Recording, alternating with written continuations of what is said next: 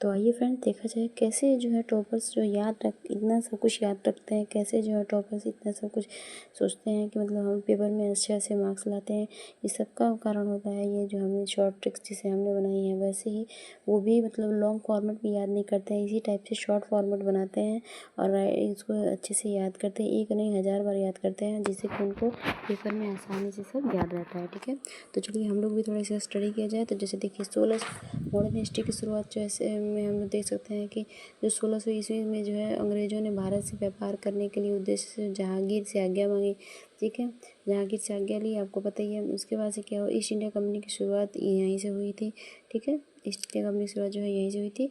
तो उसके बाद से हम लोग देख सकते हैं कि जो बंगाल के गवर्नर का और बंगाल के गवर्नर का पद जो है अंग्रेजों ने 1757 में प्लासी के युद्ध से बना लिया था। ठीक है, तो 1757 से लेकर 1772 तक हम लोग देख सकते हैं। 1757 से लेकर 1772 तक जो है बंगाल का प्रथम गवर्नर जो है था रॉबर्ट क्लाइव। ठीक है, बंगाल का प्रथम गवर्नर रहा। उसके बाद 1773 से 1832 तक बंगाल के प्रथम गवर्नर जनरल का पद रहा। तो फर्स्ट कौन सा था प्रथम गवर्नर जनरल? तो वारेन हेस्टिंग था। ठीक है, और उसके बाद से 1833 से 1857 तक भारत का प्रथम गवर्नर जनरल का पद चला। तो जो इस टाइम जो प्रथम गवर्नर जनरल कौन था? तो लॉर्ड विलियम बेंटिक। ठीक है, तो उसके बाद से जो हम लोग इसको शॉर्ट फॉर्म में देखें तो 1757 से 1772 जो आपका बंगाल का गवर्नर जनरल का पद चल रहा था। रेगुलेटिंग एक्ट आया 1773 में, जिसके कारण 1773 से 1832 तक जो आपका बंगाल का गवर्नर जनरल का पद चला। फिर चार्टर एक्ट आया 1833 में, जिसके कारण 1833 से 1857 में जो भारत का गवर्नर जनरल का पद चला। उसके बाद से 1858 से 1986 तक जो है आपका वायसराय का पद चला। फिर 1947 से 1950 जो कि हमारे आज़ादी का समय था, उस टाइम जो है गवर्नर जनरल का पद चला। उसके बाद से 1950 में गवर्नर जनरल का पद भी हट गया। ठीक है, तो फर्स्ट अब हम इसको डिटेल में पढ़ेंगे और ज़्यादा। तो देखा जाए तो पहला हमारे जो है रॉबर्ट क्लाइव, जो कि हमारे प्रथम गवर्नर है बंगाल के।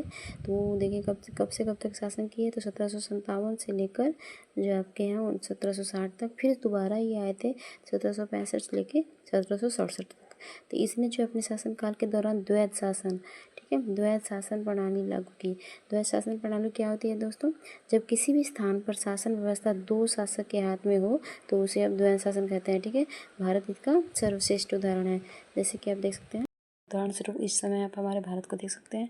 भारत में भी इस समय जो है आपकी द्वैध शासन व्यवस्था है। जैसे कि आप देख सकते हैं यहाँ पे केंद्र सरकार और राज्य सरकार की जो है के हाथों में जो है शासन व्यवस्था है। जैसे कि भारत के हिस्से के विषय जैसे ट्रांसपोर्ट, करेंसी केंद्र सरकार के हाथों में होती है। स्वास्थ्य, पुलिस, शिक्षा ये सब राज्य सरकार के हाथों में होती है। ठीक है, तो आप यहाँ पे उस समय जो है शासन व्यवस्था को आप ऐसे डिक्लेयर कर सकते थे कि जैसे कि ये था शासन व्यवस्था जो बंगाल के नवाब और ईस्ट इंडिया कंपनी के हाथों में थी। ठीक है, तो आप शासन व्यवस्था को इस टाइप से डिक्लेयर कर सकते थे। इसके बाद से जो आपका जो वारलेस्ट और उसके बाद से कॉटियर और उसके बाद 1772 में जो वारेन हेस्टिंग बंगाल के गवर्नर बन गए। तो वारेन हेस्टिंग के समय देखा जाए 1774 से 1785 और इनके कार्य भी देखे जाए तो इसके समय काल में जो है आपका रेगुलेटिंग एक्ट आया था। ठीक है, 1773 में। जिस रेगुलेटिंग एक्ट से क्या क्या बदलाव आए थे हमने देखा, तो उसमें जो है बंगाल के गवर्नर को जो है आपने बंगाल का गवर्नर जनरल बना दिया। और उसके बाद से इसमें जो ईस्ट इंडिया कंपनी के कार्यों को नियंत्रित करना की क्षमता मिल गई। ठीक है, तो संसदीय प्रणाली को स्थापित भी इन्होंने इसके कार्य में इस टाइम में हुआ था। रेगुलेटिंग एक्ट के कारण राजनीतिक कार्यों की को मान्यता मिलने लगी इनके इस एक्ट के तहत। जो 1774 में कलकत्ता में सुप्रीम कोर्ट की स्थापना हुई। ठीक है, सुप्रीम कोर्ट की स्थापना भी इस एक्ट के तहत हुई। आगे हम वारेन हेस्टिंग के जो है कार्यों के बारे में संक्षेप में आगे बढ़ेंगे। अगर आप और वीडियो चाहते हैं तो कमेंट बॉक्स में ज़रूर लिखें ताकि मैं इस सीरीज़ को आगे बढ़ाऊँ। ठीक है, आपको ये वीडियो पसंद आई होगी।